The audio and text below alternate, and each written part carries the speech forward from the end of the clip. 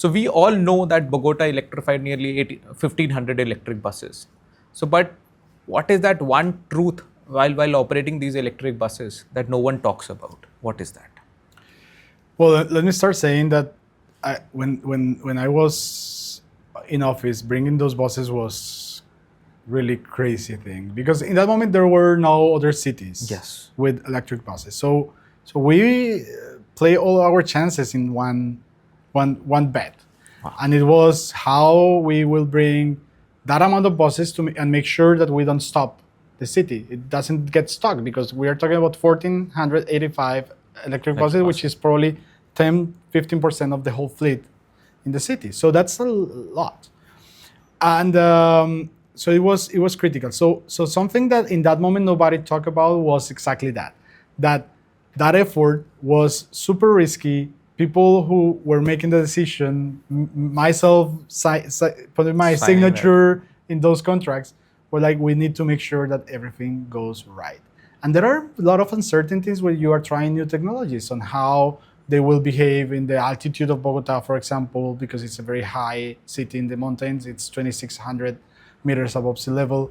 How it's gonna work in if we have the knowledge already or not, and so on.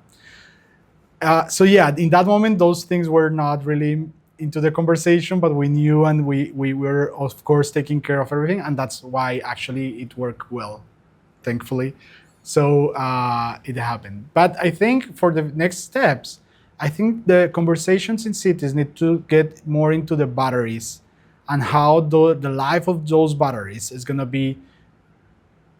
So for the second life, yes, and then the recycling of those batteries. Those batteries, yes. Because we need to reuse them first and then recycle them. Recycle, yeah. But the other thing we need to also understand is the new generation of batteries, how they will look like, so they are better than the ones that we try at the first stage, because of course technology evolves. Yes. So we should start getting more better quality of batteries that are cheaper too, so we can move faster on the transformation. Those kind of conversations, I think, are still just in a very starting point, so we need to move faster in that sense. But I'm sure we would get there, and Bogota has really set an example for all cities in the world, for sure, with that 1,500 buses, and thanks to you and the team that actually brought that out.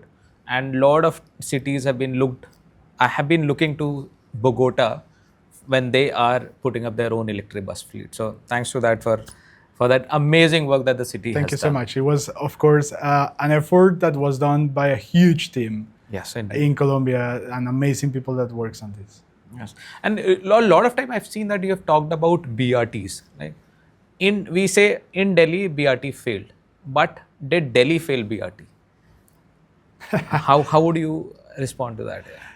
Look, what I've seen in the world is that actually when they talk about BRTs, they have not really tried to do a really good BRT. The real success of Bogota with the BRT system are three things that we managed to do in a very good way. The first one is that every single station of the BRT system has overtaking.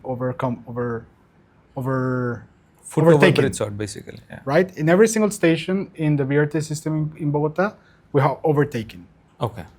Second thing is, in every single intersection, there are 2 lanes. So we can, when it's green, we can move more buses in each phase of the traffic light. Okay. Wow. And then the third thing, which is probably the most important, is that every single system, its capacity is measured by the leakest part of that system. That means that if you have a BRT and then those buses has to go to the mixed traffic, okay, the whole BRT system capacity will be measured by those buses that went into the mixed traffic.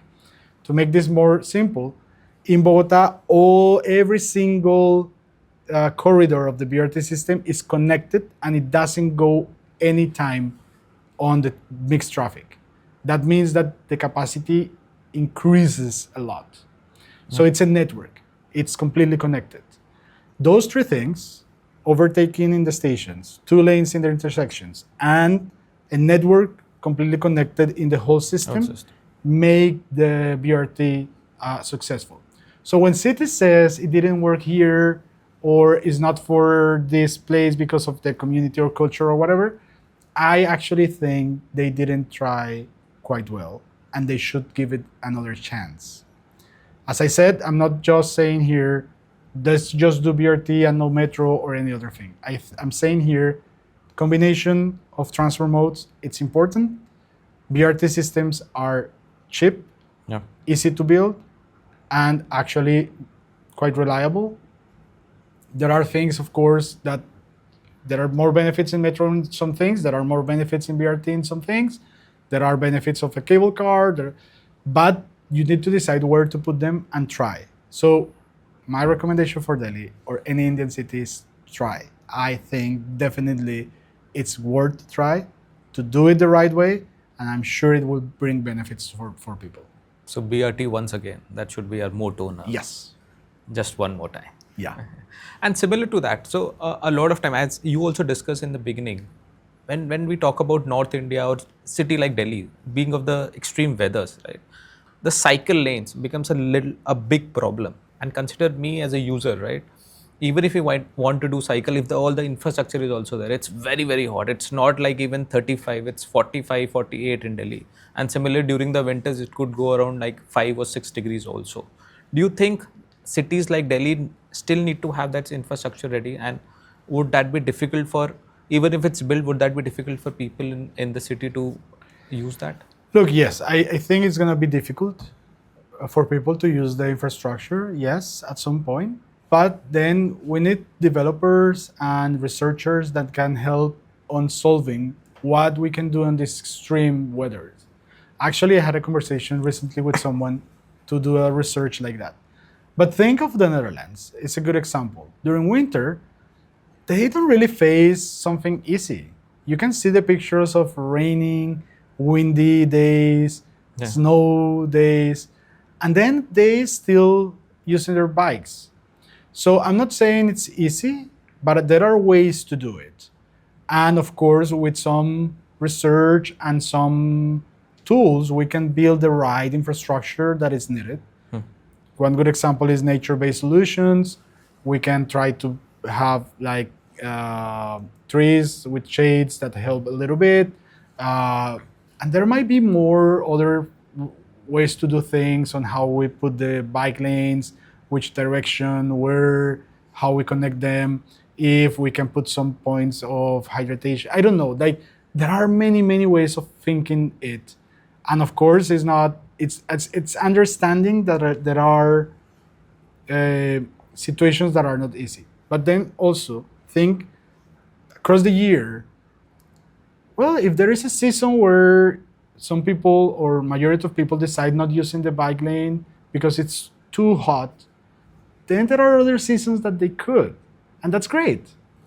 You don't only have to think for the specific moment where you will not use it. You need to think for the other moment where people will use it. Yes. So in that sense, it makes a lot of sense to build the bike lanes.